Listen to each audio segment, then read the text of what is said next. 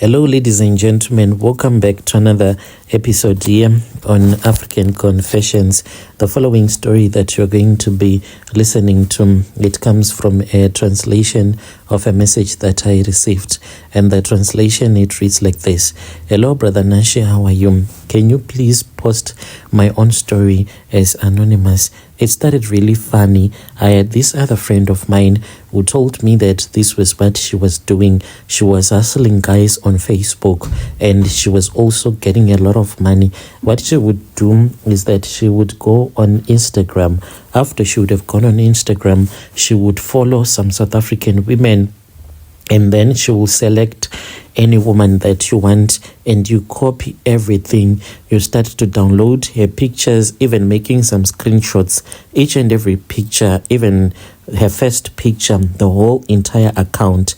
Then after you would have done that, what you do is that you go on Facebook, then you create another account but with a different name, and guys will start to come to you. You join some dating groups, and after you would have joined those dating groups, you start to date men, but you never meet up with them. So she would start to speak with different men. Hello, how are you? If you want me to come to your place, it's fine. I really do not mind as long as you are going to give me money, but I don't have transport money. So depending with where the guy was staying, if the guy was staying somewhere that was close by, she would lie and say that, I'm in Pretoria. The guy maybe would be in Johannesburg or another place, and she'll be like, in order for me to come to your place, since I'm in Pretoria, give me 100 rand. It is going to be okay so that I can come and see you, or more than that. Then the guy will say, okay, it's fine. Since you say you want money for taxi, okay, I'm going to give it to you. Then the guy would put the money into her account. So she always had money, 300, 200, 300. Those were the money that she was being sent by the guys that were giving money to him. And she told me that I could also do the same thing and I could make money and stop complaining. I was already working at that time as a nurse at this other small private clinic. So I was working there. And then I started to do that. I then went on Instagram. I selected this other girl. She really had a nice body and she was an outgoing person. Like, she would just walk naked like that. And the pictures, they were so nice, and men were so many on her account. I would download each and every picture, every video, and I would put it on the ghost account. And I would even say that I'm lonely, I'm bored, I need a guy right now to penetrate me. And guys will be shocked, like, wow, this girl, with the way that she is beautiful, she's saying that she wants a man to come and penetrate her. Maybe I can be the one. Then I'll start to speak with the guys and I'll be like, if you want me, then you have to give me money. Other guys, I'll just say, give me cash, maybe airtime, and the guy will send me the airtime, and I would go and I would sell it to the Somalians after work. That was the hustle that I was doing. Like, the hustle grew so big, so much that I did not even make as much money that I was making on my hustle. When my salary would come, it would be half the money that I was getting from Facebook alone, from the guys that I was robbing. I would rarely go and visit a guy unless if I saw that the man had money. So this was the deal that I was pushing with my best friend. Then my best friend, she encouraged me to date Nigerians. So it happened that there was this other Nigerian that came to the clinic where I was working. This Nigerian then said that I was cute and I was so lovely because I was waiting for the doctor. The doctor was working somewhere else. So if there were other things that I could not do, then I would call him, then he would rush to the clinic. So whilst we were waiting, we started to talk. He was the only client that we had. He then asked for my phone numbers. Judging by the car that he was driving, I said, this one deserves, I'm going to give him my phone number. I then gave him my phone number. Then we started to talk. Like, we would talk always. He would tell me that he was in love with me until I agreed to go to his place. When I went to his place, I only slept with him once. From that day to this very day, whenever I sleep with a man, that man will have an STI. I tried to do all the tests that you can think of, but when those results come out, I'm always told that I do not have any STI. I even approached this other girl that I knew from high school. She's a medical doctor. And I told her the story. I did not even lie to her. I told her that I had been dating this other Nigerian guy. I only slept with this Nigerian guy after so long. I was the one that pressured him because he always avoided to sleep with me. So I thought maybe the guy was gay or something. So I just wanted to find out. And when I slept with him, then the next morning, I started to feel so much pain in my private part. Since his manhood was really large, I thought maybe I had a vaginal tear, and I thought that it was going to heal, but still it did not heal. I started to put some coarse salt down there, but it did not work. After I had put the coarse salt for a couple of days, then I started to heal a little bit, and then the pain would start again. So I thought that maybe it was an infection.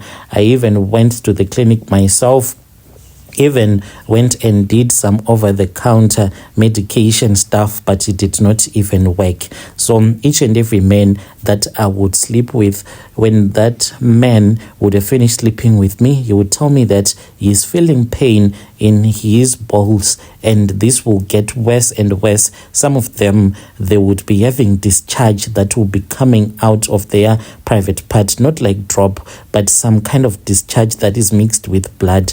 This kept on happening over and over again until I said, let me go and speak with that lady. I told her the same story. She was even surprised when I told her that this was what had happened. She said that she was going to assist me, and she took some blood samples and she went. When she went, she came back with the results, and she told me that everything came out negative.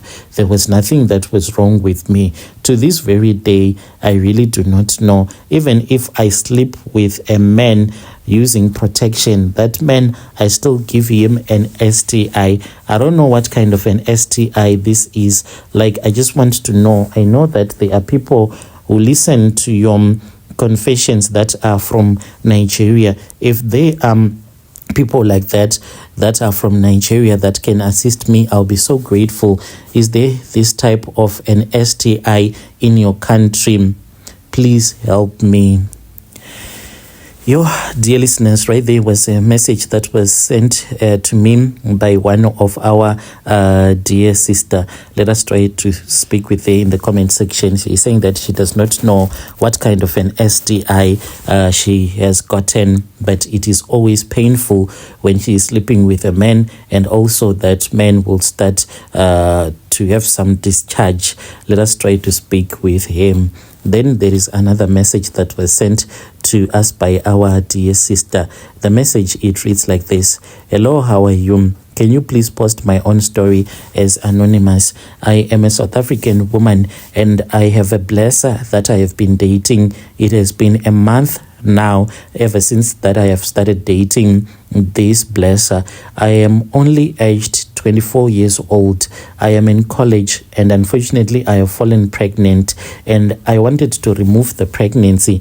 I started removing this pregnancy from day one when I found out that I was pregnant, but I have failed to remove the pregnancy totally. So I was dating this other guy. He was someone that was very nice. He also is a student, but the day that I discovered that I was pregnant, that was the day that he told me that I was more like a friend to him, therefore I was supposed to have an abortion. For all those years that we had been dating, now that I was pregnant, he was telling me that I was more like a friend to him. He never considered me to be someone that was serious with life, therefore he cannot promise me love. And he said, I'll give you money. He gave me money, and he said, you can go to the clinic and get an abortion. I even tried to go to the Nigerians who gave me some pills, and they said that if I drink those pills, I'm going to be okay. And those pills, they costed me 600 rand. After I drank those pills, the only thing that I did was to bleed as well as to vomit, but nothing came out. I went to the clinic again thinking that I was having a miscarriage, but they told me that it was a false miscarriage. They did not know that I was trying to have an abortion, and I was scared to tell them that I was was trying to have an abortion because I did not want to be judged. So I have decided to keep this pregnancy. But the issue that I'm facing right now, and the reason as to why I'm now dating this blesser that I don't even trust because of some of the things that he has been telling me. So I dated this blesser because I was just desperate. I have this roommate of mine who has the habit of sleeping around, and I told her that I'm looking for a man that can take care of me. She then said, how about you try a Zim guy? And she told me that she knew of a Zim guy who ran a construction company. And I said, give me the phone numbers. And then he called the guy and he told her that she had someone that was looking for a man. And then we had an introduction and we started to speak with each other. Right now we are dating. The man has told me that in his country he runs a small mining company, but he told me that when I give birth, I don't know, is it even normal? He is saying that he wants the placenta. I'm not supposed to throw it away. When I give birth at the clinic, I'm supposed to tell them that I want to keep the placenta. He said that the placenta, once I get it, when I come out of the clinic, then I should give it to him because he wants to go to his country and he wants to throw the placenta that would be carrying my baby, and he wants to throw it into the mine. I'm really scared of the things that he has been talking about, but he has been taking care of me. I used to stay with my friend. Now, sometimes when I want, I can go and be with her, but mainly I am all alone. The guy is now renting a nice apartment for me, and I feel okay, like financially I am okay, but I'm scared of what he has suggested. Why does he want the placenta that would have carried my baby for 9 months? He says that it gives him good luck, but what if this is not the first time that he has been doing this? When you post my story, I'll be following through in the comment section. Dear listeners, right there was a message that was sent to me by one of our dear sister. Let us try to speak with our dear sister in the comment section. Strange things indeed they do happen in this world. Can you imagine that man wants to use you for rituals? Why does he want the placenta? But let us try to speak with our dear sister in the comment section. Then there is another message and it reads like this. Hello, please keep me as anonymous. I am just a young woman who is trying to make it in life. But the challenge that I've been facing right now is that I am always suicidal because of the things that happened to me when I was only 15 years old. My mom, she did a deal with this other Indian man. I'm so scared to this very day because he is the one that is holding our family together. My mom, she was working at this other warehouse that used to keep like your different knickknacks and other stuff for other big shops that are owned by those Indians. And my mom, she then said that there was a man that was from India whom she wanted to get married to because he did not have papers. They got married.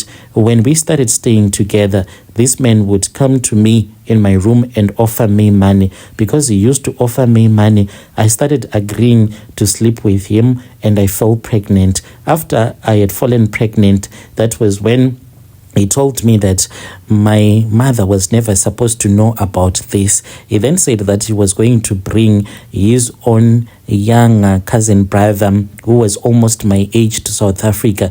That man was brought to South Africa and then I started sleeping with him. He did not even know that I was already pregnant when I started sleeping with him, and I lied to him and we lied to my mother that I was pregnant for him. And this is what happened. The moment that I turned 18, that was when we had a wedding, and then we did the marriage certificate in that guy so that he can get his papers.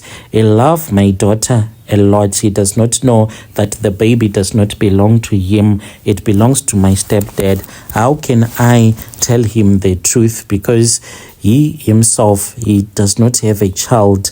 The moment that we started sleeping with each other after I had fallen pregnant and when I was no longer giving my baby milk. I thought that maybe I will fall pregnant for him because I felt so sorry for him, but he failed to impregnate me. He even started to date another woman. I thought that the woman was going to fall pregnant, but she did not.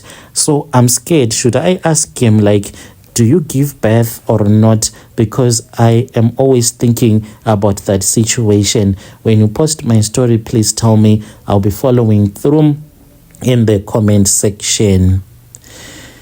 Your dear listeners, right there was a message that was sent to me by one of our sister. Let us try to speak with our dear sister in the comment section. Strange things indeed they do happen in this world. Then there is another message that was sent to me. The message, it reads like this: hello, Brother Nashi, can you please post my own story? I'm scared to tell you everything that happened, but I used to work as a maid for this other South African woman, and I ended up killing her, and I stole her man from her, and I got married to her husband. Should people blame me? Should I blame myself, or should I just enjoy my marriage because I fought for it? As I was working as a maid, that was when she started to come to me, and she told me that they had spent almost 2 years. They were unable to make love. And I said, what is wrong? She told me that her husband, the manhood, was no longer working at all, and he was having erectile dysfunction. And I said, okay, so what are you going to do? She said that she wanted advice because at work there was a guy that had the habit of touching her. This made her want to make love to a man. And I said, what are you going to do? And she said that she was thinking of actually sleeping with a guy. And I said, go ahead. So she would tell me everything. I would record her in secret. I would just lock my phone whilst I was recording her. I kept everything. I don't know why. As time went on, she started being stubborn. Her husband started coming to me, and I told him not to worry about the prostitute, for she was busy sleeping around. He cried and he said that he wanted to kill her. And I said, do not kill her. Help me and I can help you. And he said, how are you going to help me? And I said that in our country, there are some herbs that you can drink that will clean the veins that transport blood to your manhood. There is something that is blocking those veins. That is why you can't get an erection. And they said, if you can help me with that, I'll be happy. I will marry you. I went with him to Zim, and then he got help from one of my uncles. They gave him a 2 liters, and then he started to urinate some things that were like clots. Those were the things that were causing him not to have an erection. And I started to enjoy. When we returned back, the wife, she was satisfied with the way that she was enjoying in the bedroom. I started to get so jealous because she did not tell me anything anymore. I returned in secret to my uncle, and I stole a t-shirt. It was an ANC t-shirt that belonged to my boss, and that was the t-shirt that they used the charms on, and I returned with it. I washed it and I ironed it, and I returned it back to its place. And one day he went out golfing. He was wearing it, and I was happy. I laughed out because I knew that he was now mine. The wife, she started to get sick and she passed away, and I moved in with my husband. Am I supposed to enjoy, or am I not supposed to enjoy my marriage? I now have 2 kids with my South African husband. You, dear listeners, right there was a message that was sent to me by one of our dear sister. Let us try to speak with our sister in the comment section. Strange things they do happen in this world.